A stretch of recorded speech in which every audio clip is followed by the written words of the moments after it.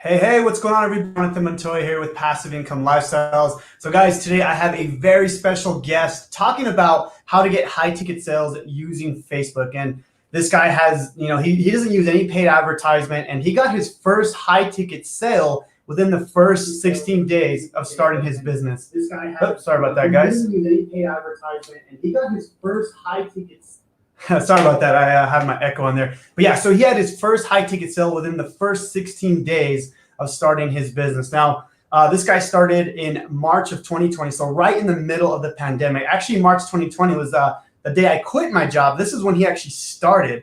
Amazing journey. He's the #1 affiliate for a program that he promotes, and I'm going to bring him on to do a training for you guys on how to get high ticket sales. Now, as you know, I teach YouTube, I teach SEO, search engine traffic, and it's a great method, right? The only problem with that is it takes time to kind of build up your YouTube channel, your blog, website, your TikTok, your following, right?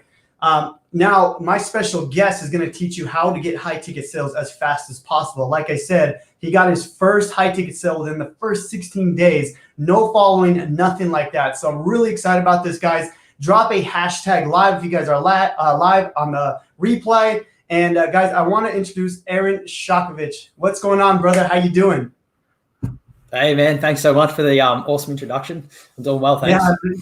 Yeah, dude, I'm really excited to have you on, man. You're just crushing it. I mean, you're promoting what, Super Affiliate Accelerator and probably some other programs, right? And I think you're the #1 affiliate, correct? Yeah, so a couple of weeks ago, I actually crossed the line and became the #1 affiliate of all time for SAA, which was exciting. Dude, that's amazing, especially because you started in March of 2020. Like, dude, that's amazing. And I think this is going to be a real valuable training for my audience, because a lot of the people that I coach and mentor are just starting out in this journey. And like I said, I teach YouTube, I teach blogging, but it takes time, right? It takes time to kind of build up those strategies, kind of learn the skill, right? But with your methods, you go out and you're using Facebook, I believe, Facebook Messenger, to close high ticket sales. So I think it's a great way for newbies to kind of, get their feet wet and kind of get those first wins. So I'm really excited for this training, bro. Real quick, give us a backstory, a little bit about you, and then we'll get into the actual training. And thank you guys for getting on. And go ahead, man. Sure thing, man. So in case you haven't picked up from the accent, I'm from Australia. I live down south in Melbourne. I come from a construction background, so I did that for about 10 years. I ran my own business doing drywall fixing for about 5 of those. Didn't like it, paid the bills. It was something I just sort of fell into, so I continued that way. I guess the way I made the transition was that I was really unfulfilled and always injured. Like, I was under 30 years old and I had bad shoulder, bad hip, bad wrist, bad neck. And I didn't like that. I just looked into the future and thought, this is not something that's sustainable. So basically started looking for ways I could make money online. Got pretty deep down the YouTube rabbit hole. Actually came across a lot of your stuff early on, man, which is really cool. But yeah, spent a lot of time in the YouTube rabbit hole. And then actually what happened is January 31st this year, I found out I had nerve root impingements in my spine, and they said advanced arthritis. I don't know exactly what that means, in my neck. So they told me I had to shut down my business. I had to stop working, and that I could never go back to a physical labor job again. I had to start rehab and all of that. So that was pretty scary stuff. But at that point, I discovered what affiliate marketing was, and I was a little bit curious about it. So I thought that was, if ever there was going to be a sign to get started with it, that was my sign. So I guess that's my backstory. That's how I found affiliate marketing, and that's how I sort of got things kicked off. Now I feel like you were kind of pushed into a back corner and you had to make it happen. Man, that's incredible. Now, you mentioned to me right before the call that you made your first high ticket sale within 16 days. Now, was that by accident, or did you have like actual framework? I mean, I know your answer on this, but I mean, I think a lot of newbies look at this and they're like, there's no way I can get a high ticket sale within the first week, month, whatever it is. Like, I mean, do you use a particular framework that just works for almost anybody, or how does it work with your method? Absolutely, man. Yeah. So it wasn't just luck. It was following a proven framework. I invested in a mastermind to teach me those skills just prior to me starting. Yeah, man. And that's huge, right? Like, you learn the high ticket skills, and that's something you'll never forget, right? You'll always know how to be able to build your business because you've built these high ticket skills. And Aaron's going to actually do a training on that, guys, today. I'm really excited about that. So yeah, man, if you just want to go right into it and, kind of I know we called this the 5 steps to, closing high ticket sales. So, yeah, man, how do we get started? I'm a newbie. I want to promote a high ticket course. I know a lot of people that follow me are promoting my program, Freedom Breakthrough, but whatever you have the framework to close any high ticket sale or any high ticket course. So walk us through step 1, step 2. How do we get started? I have no following. I have no YouTube. I need to get, start making some sales. What do I do? Absolutely. So as you sort of touched on, Facebook is definitely a more active method. It's proactive. You can get out there and chase the sales. You can connect with more people each day, which I think is a big positive for those people who are chasing those quick wins, looking for some proof of concept. So, sorry, there's a few different layers to it, man. I think the first step in order to build some sort of a brand is getting your Facebook profile optimized. And that's obviously the first step. So, a matter of having a banner image up there, having a good feature image, keeping your information simple, having maybe 1, maybe 2 links when you're first starting out, and getting some good quality content out there. So the Facebook setup's quite simple. As far as content goes, we can go quite deep on content, but there's a basic formula that a lot of people follow. It's something called the RVL formula. And for those who aren't familiar with that, it's results, value, and lifestyle. So a good combination of these types of posts for your content is going to be good for your brand building up trust, goodwill, offering value to your audience, and just giving them a window into who you are as a person. Because a lot of what we do on Facebook is personal branding. So we're trying to let people know who we are, what we're about, and what we're not about. So the first step obviously is to optimize your Facebook profile. And then obviously you need to get some quality content on there. So I don't know how much in depth you want me to go on content. That's a whole hour class in itself, but content is super, super important. Follow the basic framework. I guess a couple of guidelines around producing quality content would be, it's got to be value first. So always value first, always lead with value for your audience. But on top of that, it's not all just practical tips or, takeaways from a podcast or something like that. You can incorporate things like stories. And this is something I think that's been really, really powerful and has contributed to me seeing the rapid growth that I have is I'm very open. I share a lot of stories about my past, about my journey. And I think that's been really, really powerful for my audience to be able to connect. So that's something that I would strongly recommend any newbie to do. Is something I did when I first started was put out a line in the sand post. And what that means is that I put a post out letting people know, hey, this is what I've been doing. This is what I'm going to be doing. Come along for the ride. If you'd like to follow the journey, come along for the ride because it's going to be really exciting. And I think that's something really powerful to get things kicked off is a line in the sand post. But yeah, to put things simply, man, you've got to be producing content daily. You've got to become a publisher. So if we're working on Facebook, you've got to be putting up a quality post each day, every single day, whether that's a results, a value, or a lifestyle. I'd recommend having a mixture, a blend of all of them. But you need to be publishing every single day. I think that's super, super important. I think you'd probably agree on publishing regularly.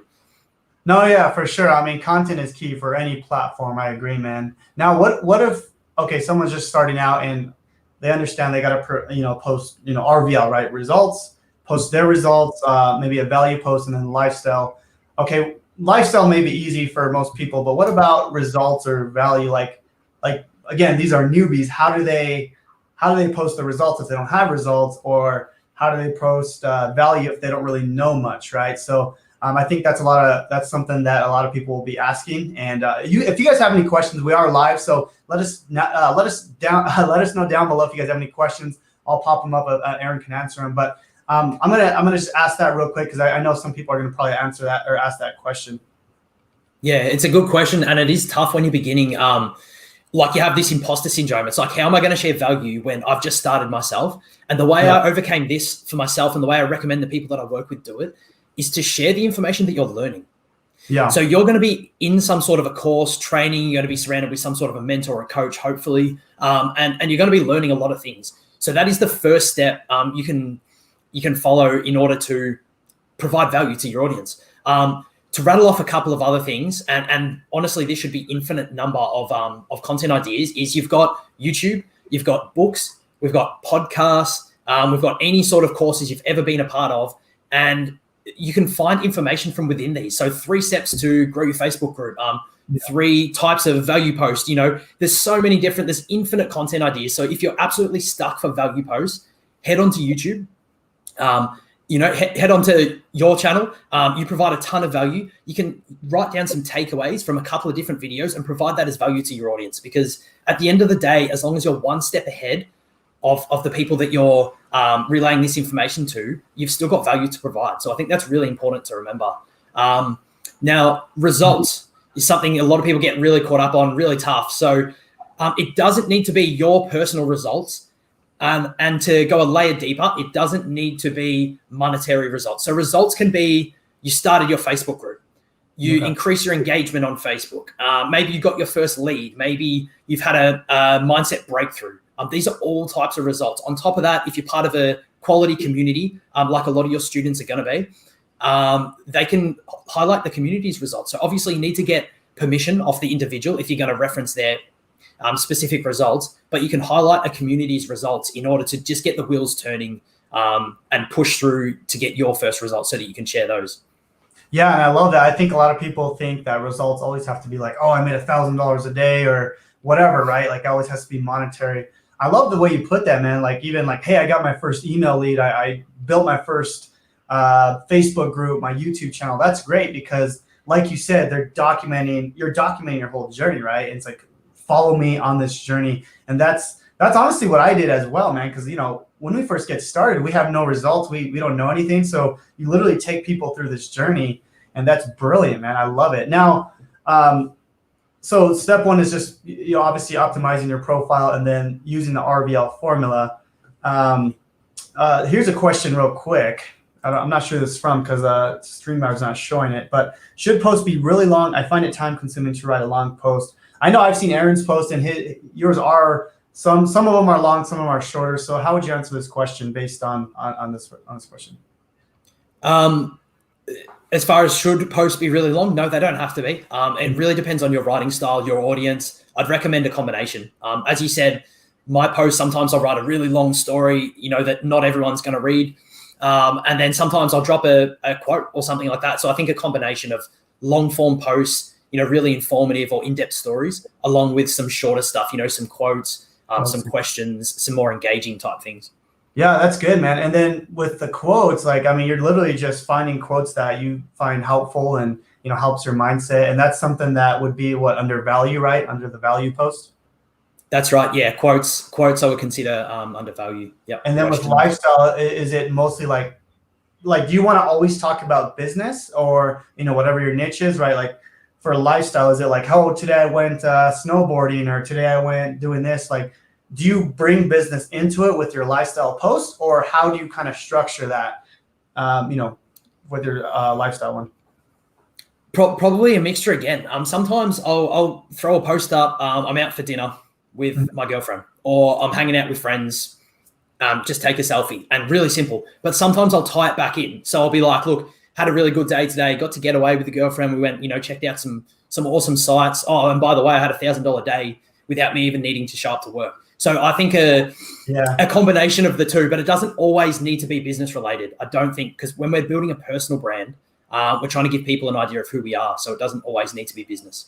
Yeah. No, I like that because I read this in Traffic Secrets, and it's a great book by Russell Brunson. And he talks about you don't always just want to be one-sided. Like, yes, you want to have your business post, but he talks about hey, talk about your lifestyle, your religion, or whatever it is, right? People follow you because they know, like, and trust you, right? So that's the main goal with the RVL formula, right? Yes, you have this business that you have to offer, but at the same time, you're building your personal brand. Is that correct? Absolutely, man. Yep. Cool, man. Yeah, I'm just trying to reiterate everything that you're saying. That this is gold, man.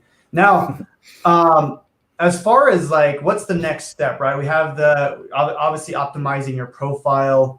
We have the RVL formula. What's the next step? I'm assuming, again, I'm asking from a beginner perspective. Like, okay, well, there's no one on my friends list that maybe is interested in what I have to offer. Are you going and adding other people? Are you deleting the people that are not interested in that? Like, what's the next step? Yeah. So there's a couple of different ways you can get started. Obviously, you do need to build a targeted audience. Super, super crucial. This whole process doesn't work without that. There's a couple of different ways. I was pretty brutal, and I deleted all my friends and family off Facebook and said, you've got my phone number. Call me if you need me. I'm not on Facebook for personal life anymore. Alternatively, you can segment your friends list, or you can start a new profile. There's a few different options that you can go through in order to start. But you're absolutely right, man. We need to build a targeted audience. So the way that we build a targeted audience of people who are actually going to be interested in what it is that we're promoting is Facebook groups. And that's been my biggest, I don't know if I want to call it a secret, because I know a lot of people recommend Facebook pages, fan pages, or you can even add friends off ads. But my success has been through Facebook groups more specifically. So I guess the way that we do this, there's a couple of guidelines. I think the first one is it's important that it's a big community.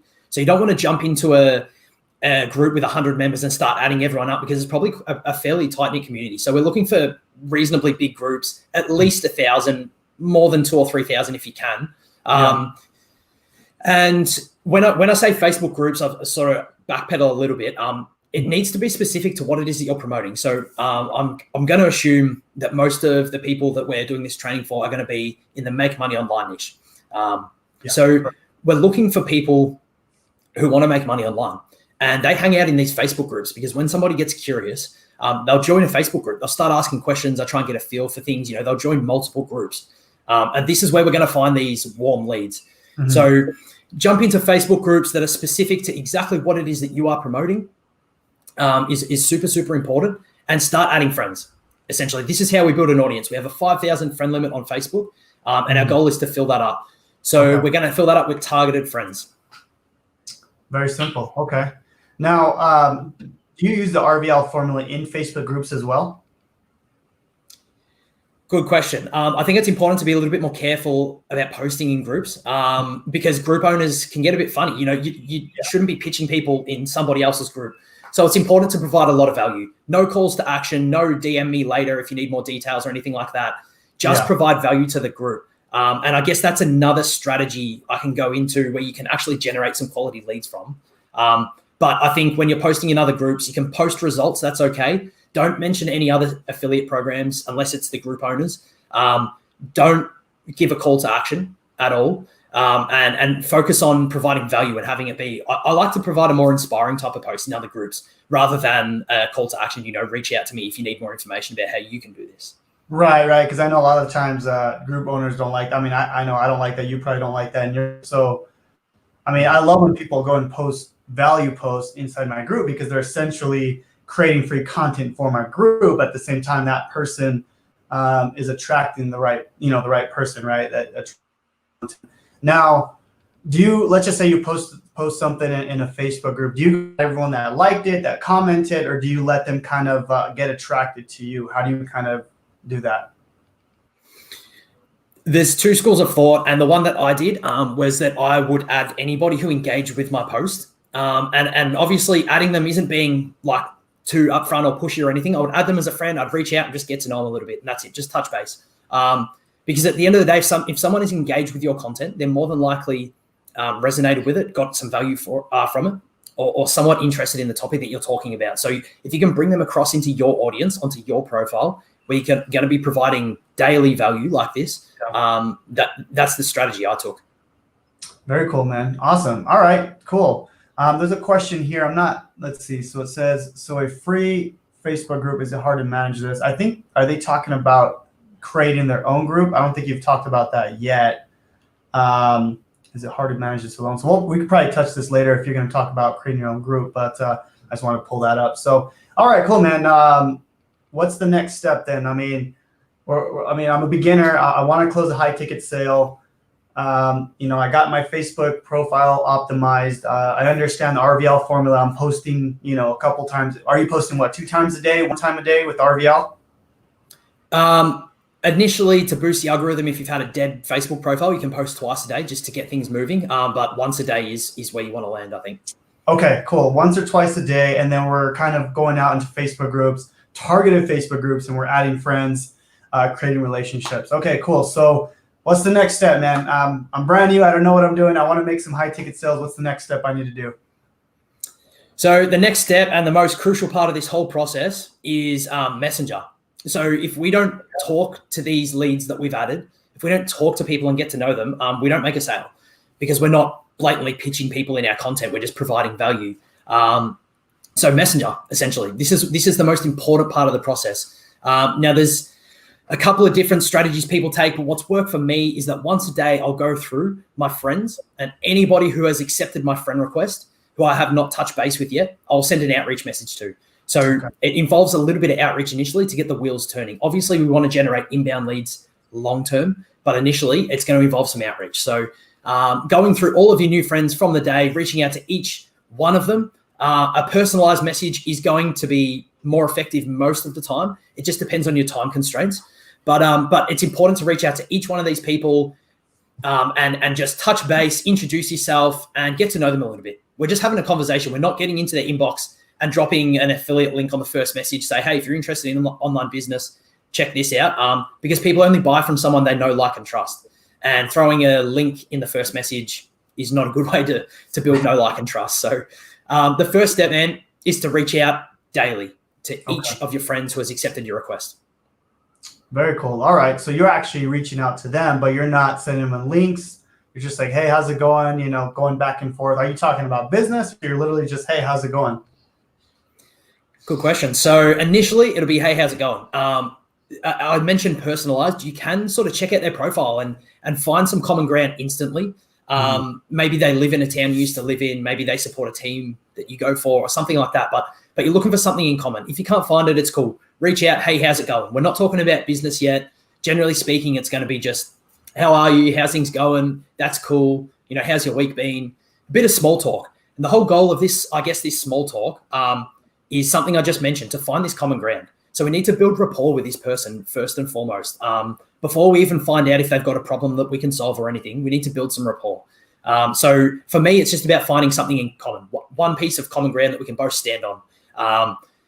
There's a few different methods you can use. I'll give you my method for this is something called FORM. So FORM. You can find something in common with just about any person in the world using this acronym. So it's family, occupation, recreation, and motivation. And these are the four things you want to be asking questions about, you know, digging a little bit, trying to find some common ground. I think that's really powerful. That's something I learned from Darren Little, who's an incredible marketer. But yeah, it's all about finding common ground, building that rapport initially. We're not going to talk about business straight up. Interesting.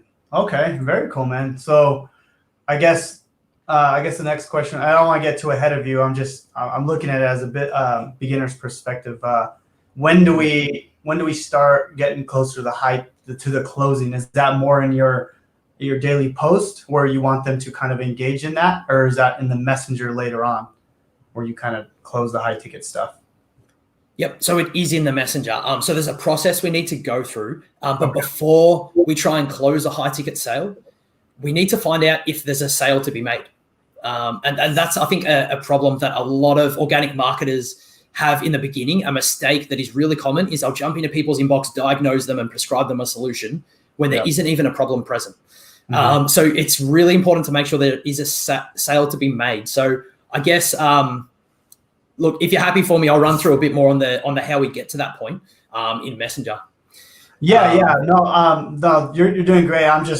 I guess I'm trying to ask questions like if I'm a beginner, because I know everyone's like, oh, well, how do you close the sale? And I'm jumping that gap, and that's why I want you to stop me. Which this is perfect. So yeah, man, let's dive into it.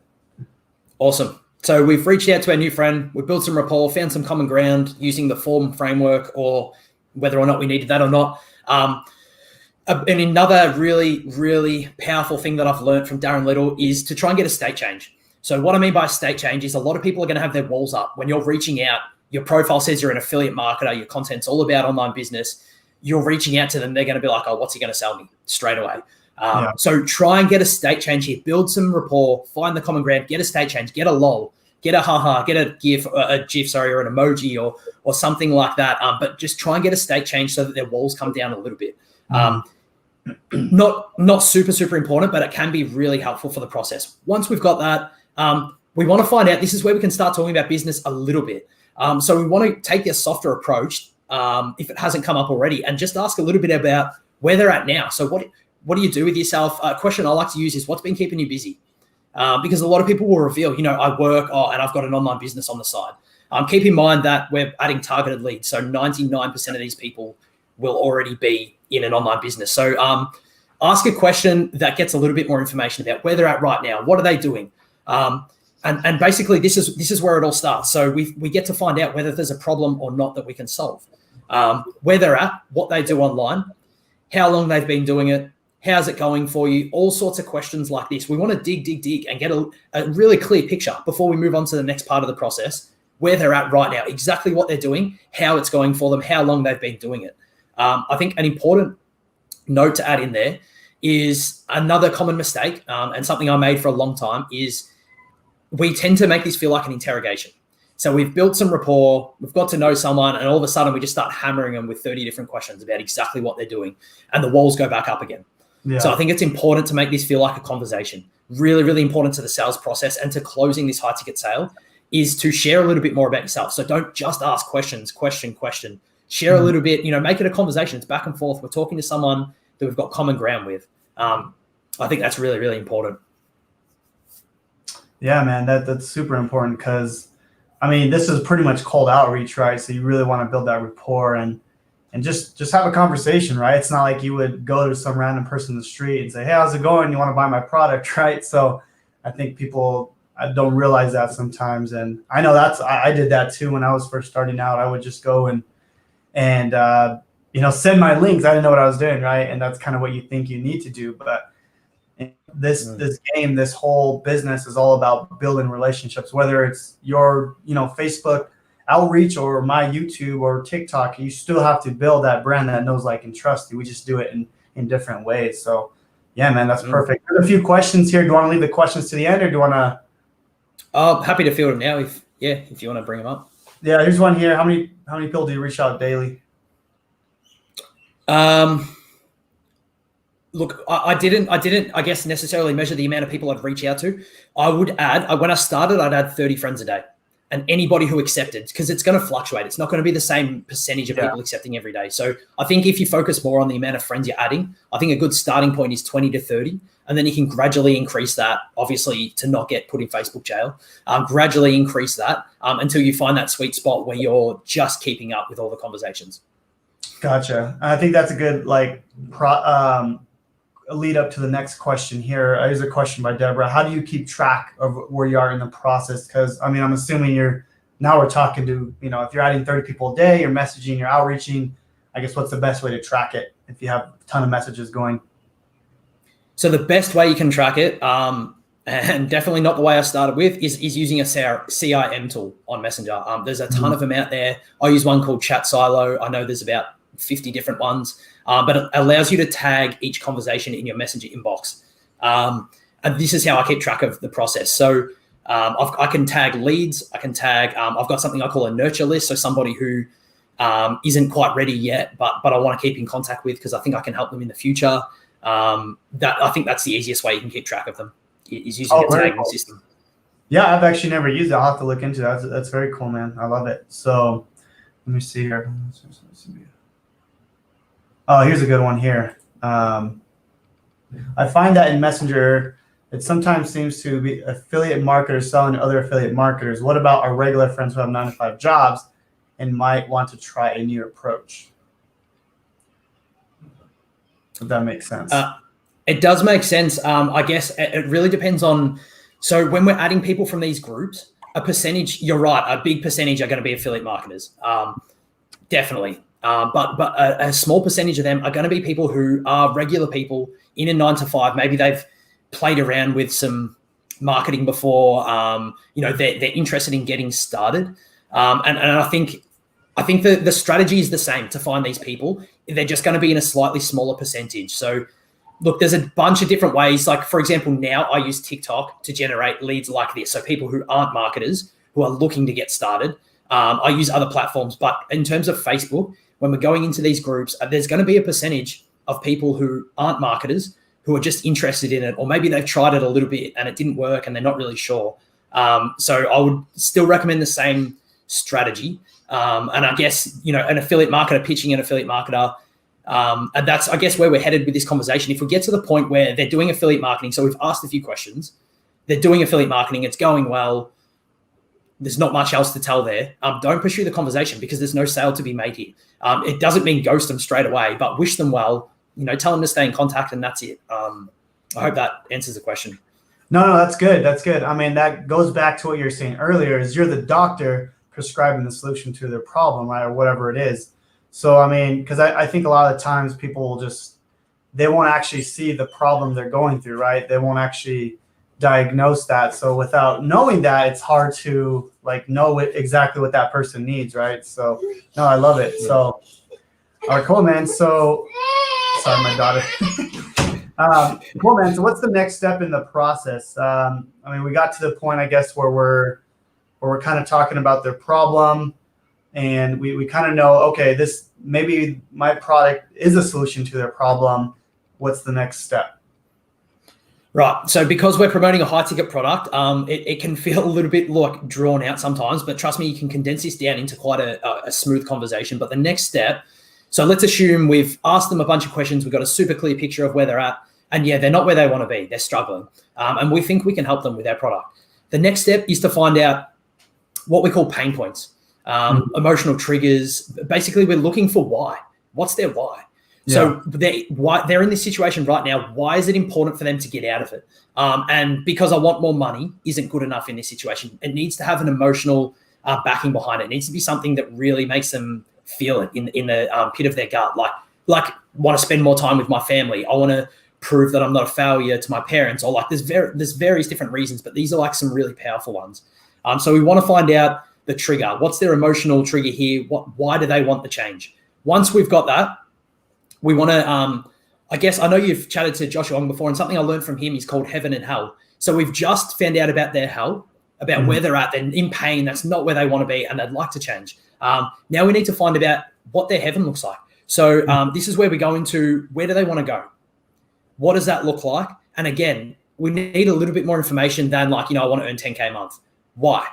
Why do you want to earn 10K a month? Because it will allow me to spend more time with my family. Do you like to travel? Exactly what is that? Again, what's the emotional reason behind that? We're looking for the deeper reason behind it. I think that's really, really important in closing these high ticket sales, is there needs to be an emotional connection behind it, or nobody's going to spend, $1,000, $2,000, $5,000 or $10,000 on a product if they're not really inspired to change. Like the situation they're in is incredibly painful, and that's the only way we can get them out of there. So we want to highlight where it is that they want to go, help them envision it. So that sounds great, 10K a month, that'd be awesome. You wouldn't have to work anymore. You'd be able to spend 5 hours a day with your family. Help them envision it and really get that really powerful connection, I think, is really, really important. And that's our next step. So we've found some common ground. We've tried to get a state change. We found out exactly where they're at and why they're not happy in that situation, the deeper meaning. We found out where they want to go and why. What does that look like when you're there? What does that look like? Help them envision it. And then essentially the last step is to bridge the gap. So if we think we can help them, and this is really, really important, if we think we can help them, if you cannot help somebody with your product, even if you could close them easily, even if you could make $2,000 on the spot, but it is not a good fit, or it is not going to get them where they want to go, you cannot sell to them. It is unethical. It is not the right thing to do. Whether or not you can close a sale or not, it's not the right thing to do. So it needs to be, if you think you can help them, bridge the gap. So the way we bridge the gap, excuse me, sorry, I'm just getting over the flu. So the way we bridge the gap is that we will make a recommendation. So there's a couple of different ways you can do this. If you've got a VSL you can send somebody to, something you could try, like, hey, based off what you've told me so far, I'm confident I can help you get to where you want to go.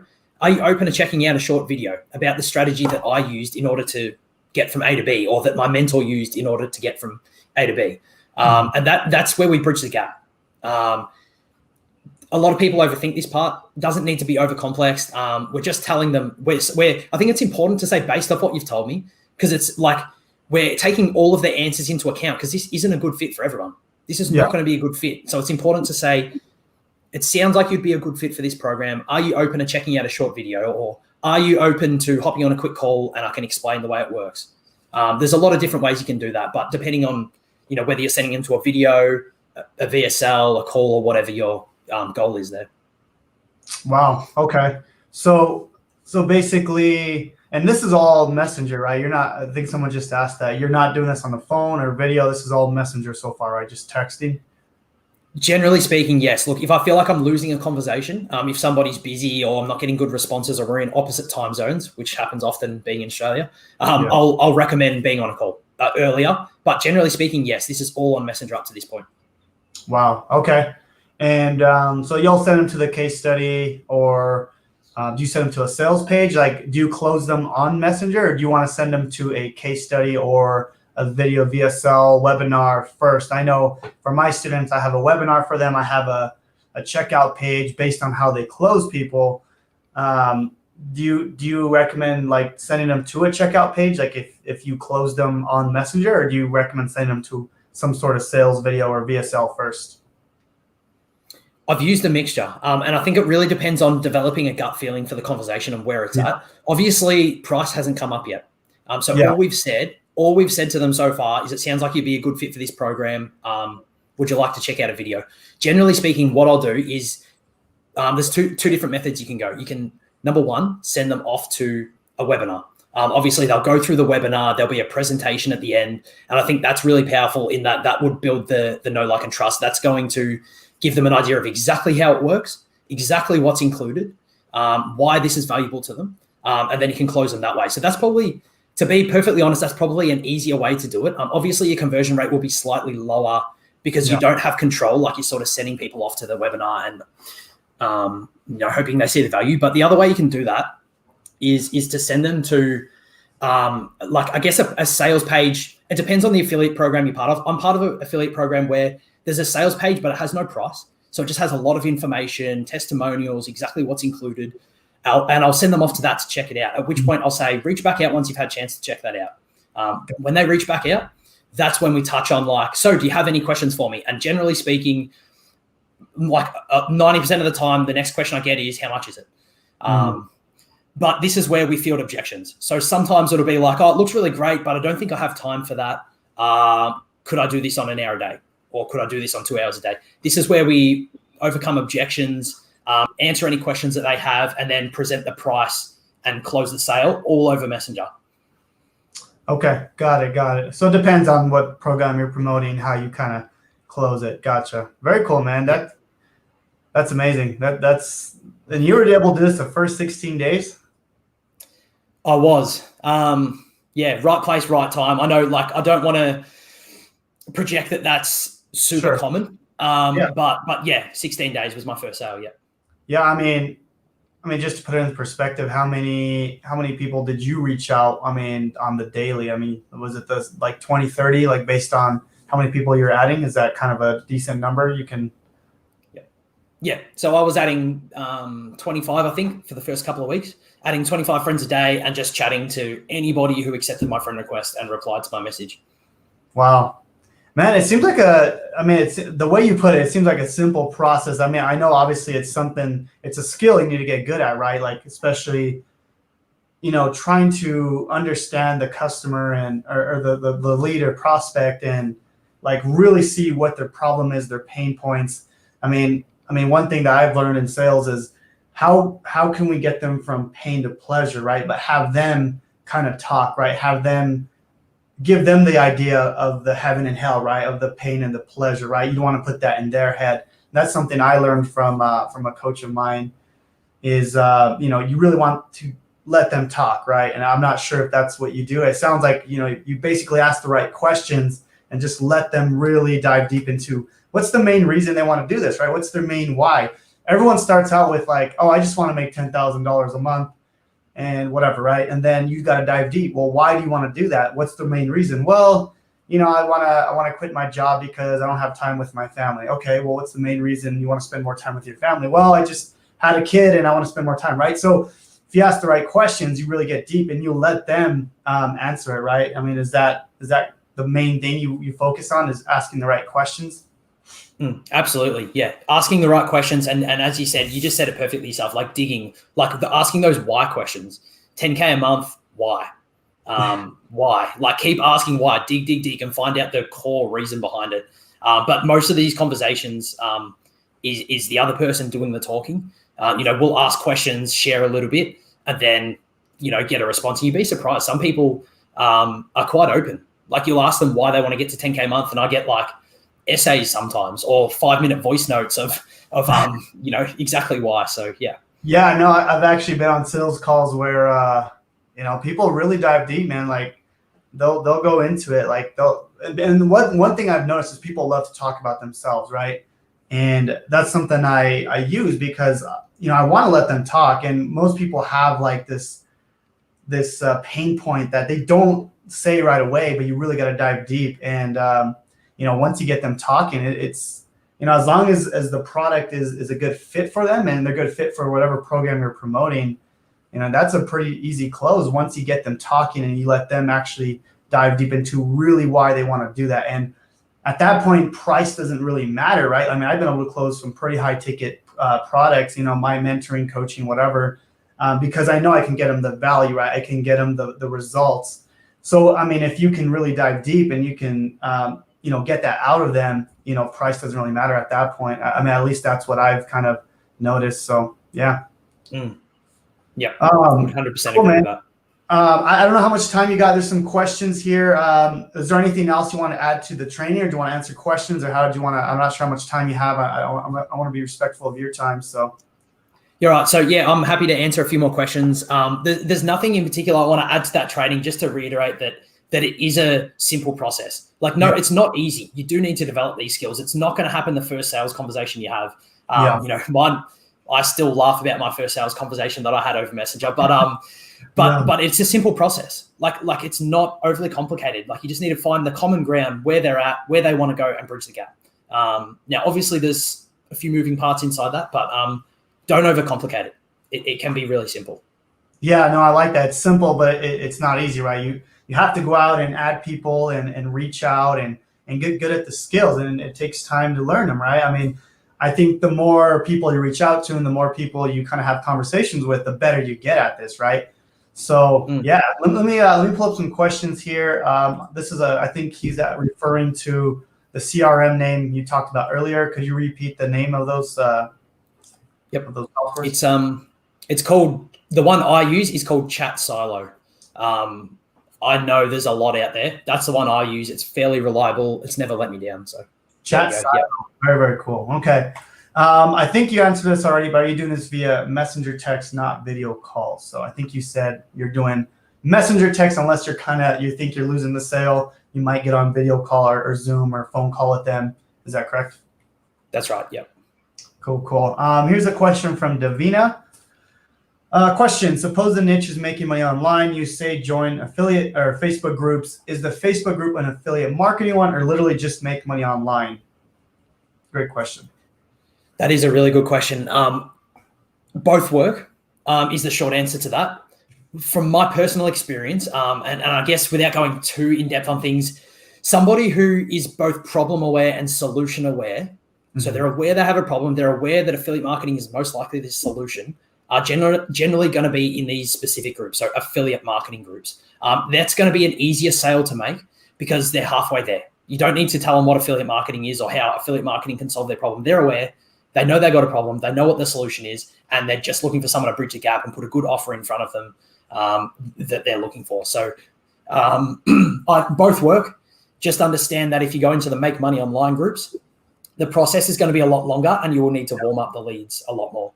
Yeah, they're in a different state, right? Like even if you're in like an Amazon FBA or a Shopify group, and they've never heard of affiliate marketing, right? You got to bridge that gap and kind of talk to them about why affiliate marketing is better or whatever it is, correct? Exactly. Cool. Do you use voice drops in Messenger? I know I use them all the time. I think this is a great way to build trust and with your prospect. What about you? Absolutely. I use them quite a lot. Number one reason is I don't like typing. I get lazy because I type all day. But number two, it's great to build rapport. It is. I think it's important as well, though, just to remember voice notes are great, but sometimes people are a little bit like when they have their walls up, they're a little bit funny on them, and they won't respond sometimes. So I usually use voice notes after I found that common ground. We've had a bit of a chat, we've got a state change where we're okay. They realize I'm not just trying to push them on any product, and then I'll start using voice notes. Oh, very cool. Okay, I like that. So you kind of talk to them first. Hopefully they'll have a state change, and then from there it's like, okay, maybe they'll listen to it. Because sometimes I've noticed people, you'll send them a voice message and maybe they won't respond. Maybe like you said, they'll have that wall up. So I like that. I've actually never thought about that. So good stuff. Yeah, it can be like that as well, man. But on top of that, like a lot of the time, people are busy. They're at work, they're in the car, they're in a shopping center. They open your message and it's a voice note. They'll go, oh, I'll listen to this later, and forget. So quite often it is just that they've forgotten about it. But yeah, voice notes are really good. I do like them, but sometimes people aren't as good as getting back at them. Yeah. Very cool, man. Good stuff. Well, I think that's all the questions you post on your Facebook profile every day. I know you said once or twice a day is pretty good. And then have you tried network marketing groups? I mean, I guess it depends on your product and how who you want to reach out to. But yeah, man, I want to be respectful of your time, and I really appreciate you coming on, man. Really incredible journey. Like you said you made your first 20K a month. What was that? 3 months or 6 months? What was that? My first 20K month was 6 months in. Yeah, that was in August this year. And this is all free traffic. Yeah. So I still, since I started in March, still haven't spent $1 on any paid ads at all.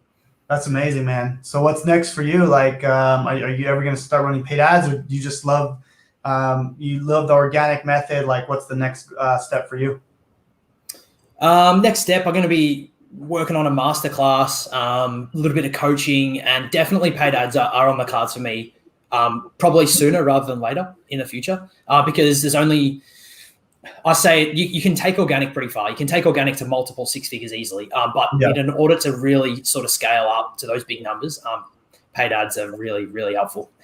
Yeah, man, for sure. I love that. So cool, man. Where can we find you? Like, if anyone wants to reach out to you and get some more information to you and more help, where can we reach out, man? What's the best place? Facebook's definitely the best place. So my personal Facebook profile, or I run a Facebook group called Financially Free Affiliate Marketing. That's another good place to get in contact with me. Cool, guys. So go add him on Facebook group, Financially Free Affiliate Marketing. Is that right? That's right. Cool. Yep. All right. Add him on Facebook, guys. Add his group. Really appreciate you coming on, my man. I'm sure there'll be some questions. If you guys are watching this on the replay, I know most of you guys will. Just ask questions, and we'll kind of go back in and answer the questions. I am live on my Facebook profile, but I'm going to be taking this off. So if you're watching this on my Facebook profile, make sure to go to the Facebook group, Passive Income Lifestyles, and we'll have this video on here. Thank you, guys, and thank you, Aaron, for coming on. I really, really appreciate it, my man. You've dropped a lot of bombs, man, so I appreciate you. Thank you, guys, for watching, and we'll see you guys on the next one. Thanks, man.